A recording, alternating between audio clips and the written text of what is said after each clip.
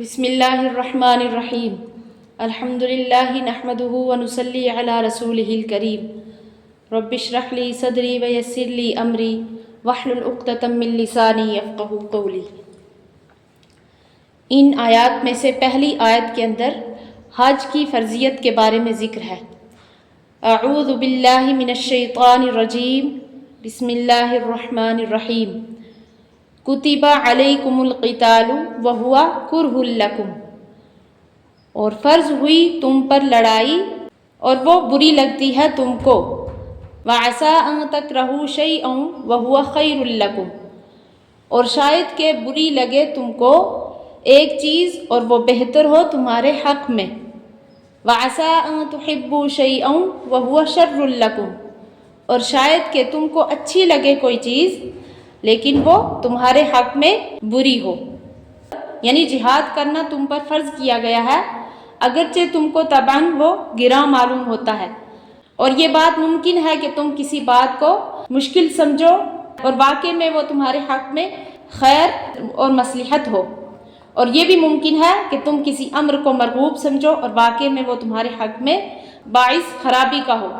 واللہ یعلم وانتم لا تعلمون، اور اللہ جانتا ہے اور تم نہیں جانتے۔ یعنی ہر چیز کی حقیقت حال کو اللہ تعالیٰ ہی جانتے ہیں اور تم پورا نہیں جانتے۔ اچھے برے کا فیصلہ اپنی خواہش کی بنیاد پر نہ کرو، جو کچھ اللہ کا حکم ہو جائے اسی کو مصلحت سمجھ کر کرنا چاہیے۔ آگے والی آیت کے بارے میں ہے کہ ایک مرتبہ حضور صلی اللہ علیہ وسلم کے چند صحابہ رضی اللہ عنہم کا ایک سفر میں اتفاق سے کفار کے ساتھ مقابلہ ہو گیا، تو ایک کافر ان کے ہاتھ سے مارا گیا۔ تو جس روز یہ قصہ ہوا تو وہ رجب کی پہلی تاریخ تھی، مگر صحابہ رضی اللہ عنہم اس کو جمادی الاخری کی 30 سمجھتے تھے، اور رجب اشہر حرم میں سے ہے۔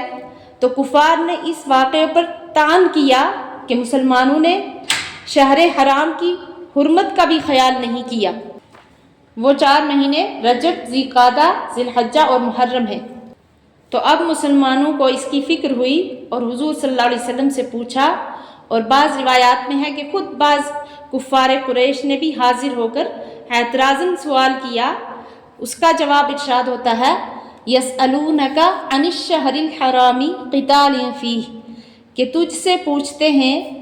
مہینہ حرام کے بارے میں، قتال فیہ، کہ اس میں لڑنا کیسا ہے۔ قل قتال فیہ کبیر، تو کہہ دیجئے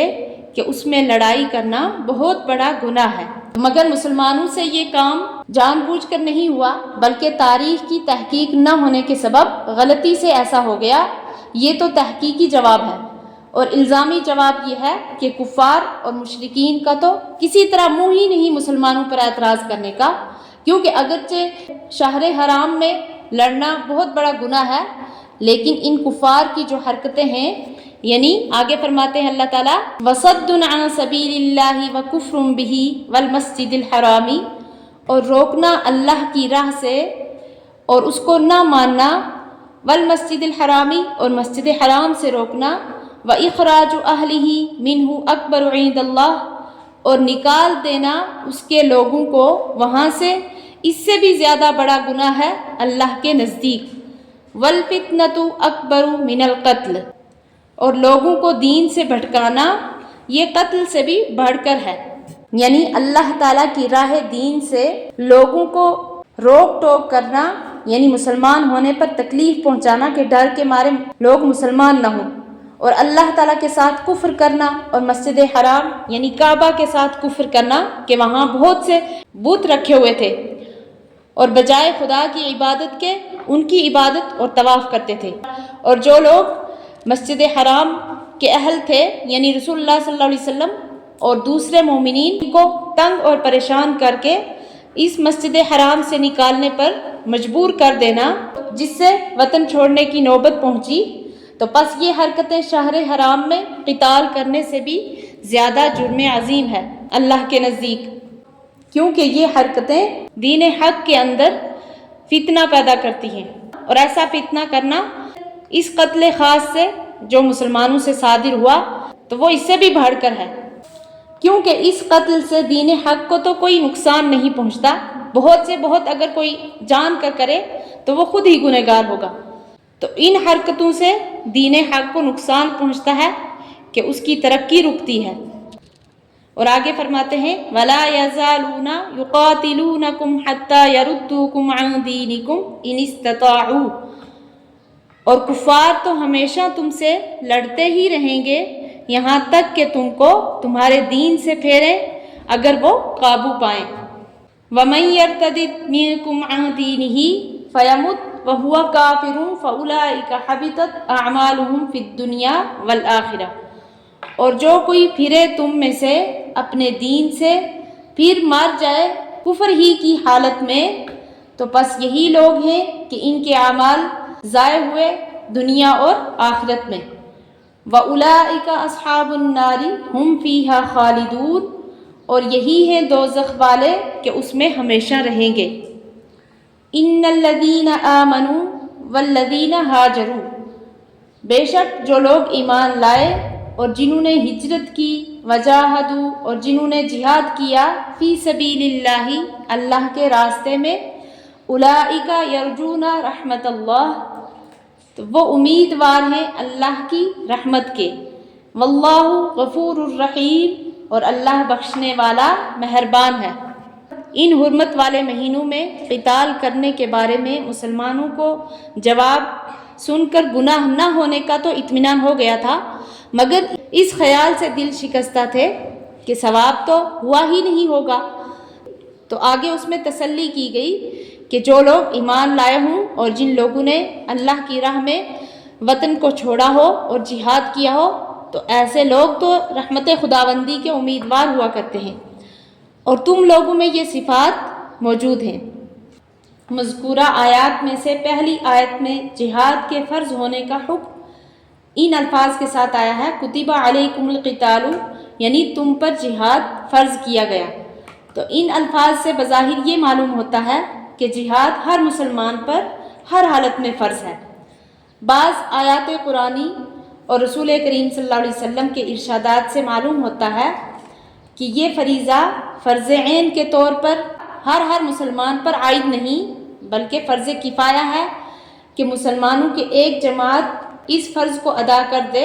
تو باقی مسلمان سبکدوش سمجھے جائیں گے۔ ہاں کسی زمانہ یا کسی ملک میں کوئی جماعت بھی فریضہ جہاد ادا کرنے والی نہ رہے تو سب مسلمان فرض کے چھوڑنے کی وجہ سے گنہگار سمجھے جائیں گے۔ حدیث میں رسول کریم صلی اللہ علیہ وسلم کے ارشاد الجہاد ماضٍ الی یوم القیامۃ کا یہ مطلب ہے کہ قیامت تک ایسی جماعت کا موجود رہنا ضروری ہے جو فریضہ جہاد ادا کرتی رہے۔ ایک حدیث میں آتا ہے کہ ایک شخص نے آ کر حضرت صلی اللہ علیہ وسلم سے شرکت جہاد کی اجازت چاہی، تو آپ صلی اللہ علیہ وسلم نے اس سے دریافت کیا کہ کیا تمہارے ماں باپ زندہ ہیں؟ اس نے عرض کیا کہ ہاں زندہ ہیں۔ آپ صلی اللہ علیہ وسلم نے فرمایا کہ پھر جاؤ ماں باپ کی خدمت کر کے جہاد کا ثواب حاصل کرو۔ تو اس سے یہ بھی معلوم ہوا کہ جہاد فرض کفایہ ہے، اسی لیے جب تک جہاد فرض کفایہ ہو اولاد کو بغیر ماں باپ کی اجازت کے جہاد میں جانا جائز نہیں۔ اسی طرح جس شخص کے ذمہ کسی کا قرض ہو اس کے لیے جب تک قرض ادا نہ کر دے تو اس فرض کفایہ میں حصہ لینا درست نہیں۔ آیت میں جہاد کی ترغیب کے لیے ارشاد فرمایا ہے کہ جہاد اگرچہ طبعی طور پر تمہیں بھاری معلوم ہو اور بظاہر مال اور جان کا نقصان نظر آتا ہو، لیکن جب حقائق سامنے آئیں گے تو پتہ چلے گا کہ یہ نقصان ہرگز نقصان نہ تھا بلکہ سراسر نفع اور دائمی راحت کا سامان تھا۔ دوسری آیت میں اشہر حرم یعنی 4 مہینے رجب، ذوالقعدہ، ذی الحجہ، محرم میں قتال حرام ہے۔ اسی طرح قرآن کریم کی متعدد آیتوں میں پوری تصریح کے ساتھ اشہر حرم میں قتال کی ممانعت آئی ہے۔ تو آیات اور روایات سے ثابت ہوتا ہے کہ مذکورہ 4 مہینوں میں قتال حرام ہے اور یہ حرمت ہمیشہ کے لیے ہے، لیکن جمہور فقہاء کے نزدیک یہ حکم منسوخ ہے۔ لیکن خلاصہ یہ ہے کہ ابتداءً قتال تو ان مہینوں میں ہمیشہ کے لیے حرام ہے، مگر جب کفار ان مہینوں میں حملہ آور ہوں تو مدافعانہ قتال کی مسلمانوں کو بھی اجازت ہے، جیسا کہ امام جساس رحمۃ اللہ علیہ نے بروایت حضرت جابر بن عبداللہ رضی اللہ عنہ نقل کیا ہے کہ رسول اللہ صلی اللہ علیہ وسلم کسی شہر حرام میں اس وقت تک قتال نہ کرتے تھے جب تک قتال کی ابتدا کفار کی طرف سے نہ ہو جائے۔ اور یسألونک عن الشہر الحرام کے آخر میں مسلمان ہونے کے بعد کفر اختیار کرنا یعنی مرتد ہو جانا، اس کے بارے میں یہ حکم ذکر فرمایا ہے کہ حبطت اعمالہم فی الدنیا والآخرہ، یعنی ان لوگوں کے اعمال دنیا اور آخرت میں سب غارت ہو جائیں گے۔ تو دنیا میں اعمال کے ضائع ہونے کا مطلب یہ ہے کہ اس کا نکاح ٹوٹ جاتا ہے، اسی طریقے سے اس کو میراث کے اندر کوئی حصہ نہیں ملتا، یا حالت اسلام میں نماز روزہ جو کچھ کیا تھا سب ختم ہو جاتا ہے، مرنے کے بعد جنازے کی نماز نہیں پڑھی جاتی، مسلمانوں کے قبرستان میں دفن نہیں ہوتا، اور آخرت میں ضائع ہونا یہ ہے کہ عبادات میں ثواب نہیں ملتا اور ہمیشہ ہمیشہ کے لیے دوزخ میں داخل ہو جاتا ہے۔ تو اگر ایسا شخص پھر مسلمان ہو جائے تو آخرت میں دوزخ سے بچنے اور دنیا میں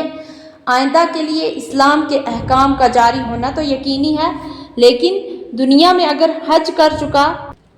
تو بشرط وسعت دوبارہ اس کا فرض ہونا نہ ہونا اور آخرت میں پچھلے نماز روزہ کے ثواب کا عود کرنا نہ کرنا اس میں اختلاف ہے۔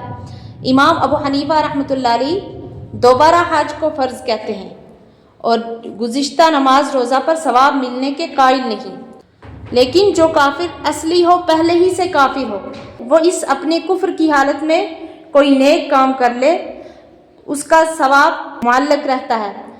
اگر کبھی اسلام لے آیا تو سب پر ثواب ملتا ہے، اور اگر کفر پر مر گیا تو سب بیکار جاتا ہے۔ غرض جو مرتد ہوتا ہے اس کی حالت کافر اصلی سے بھی بدتر ہے،